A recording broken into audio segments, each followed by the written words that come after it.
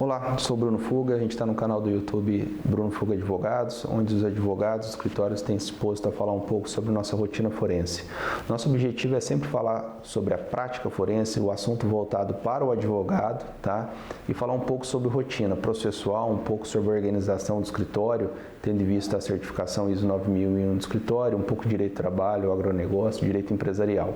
E o foco hoje de um dos assuntos que eu tenho me disposto a falar é sobre processo civil, precedentes, aplicação da rotina forense e, em especial, o tópico sinalização, tá? Julgamento de alerta, sinalização dos precedentes para eventual superação, tá? Vamos pensar um pouco nesse assunto hoje. O que seria a sinalização? Seria a sinalização do órgão produtor do precedente. A gente fala um pouco hoje sobre precedentes obrigatórios, 927, ou precedentes com forte vinculação, mas imagina, por exemplo, a situação de uma talvez superação de um precedente, onde o órgão que fez o precedente, imagina um repetitivo, um recurso especial repetitivo, sinaliza eventual possibilidade de superação. E a gente poderia dar uma grande profundidade sobre esse tema, mas eu queria destacar alguns tópicos para vocês pensarem sobre isso.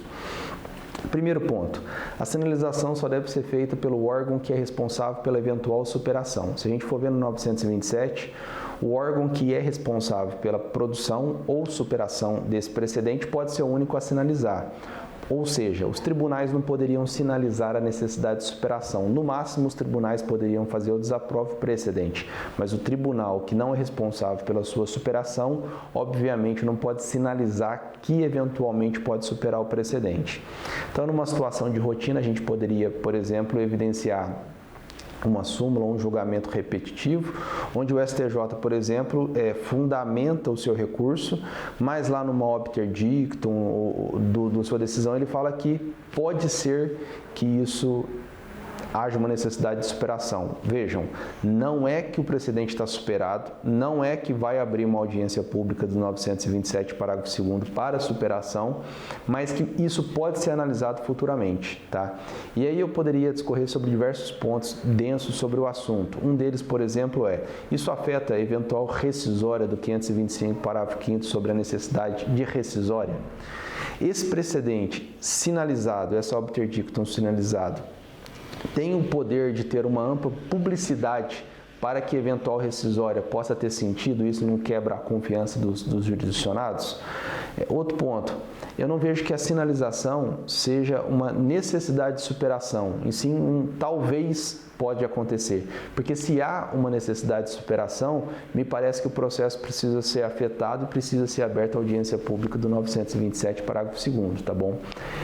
São essas apenas algumas considerações de um assunto muito complexo e denso, apenas para a gente pensar. O objetivo é sempre vídeos curtos de tópicos para que você agora avance dentro do assunto. Convido a vocês, às vezes, se tiverem interesse, consultar o meu livro sobre superação de precedentes, que a gente trata algumas coisas, e tantos outros livros e artigos especiais que vão tratar sobre julgamento de alerta, sinalização, superação de precedentes. Um assunto de grande evidência no direito brasileiro até hoje. Um abraço para todos, confira os outros vídeos do canal.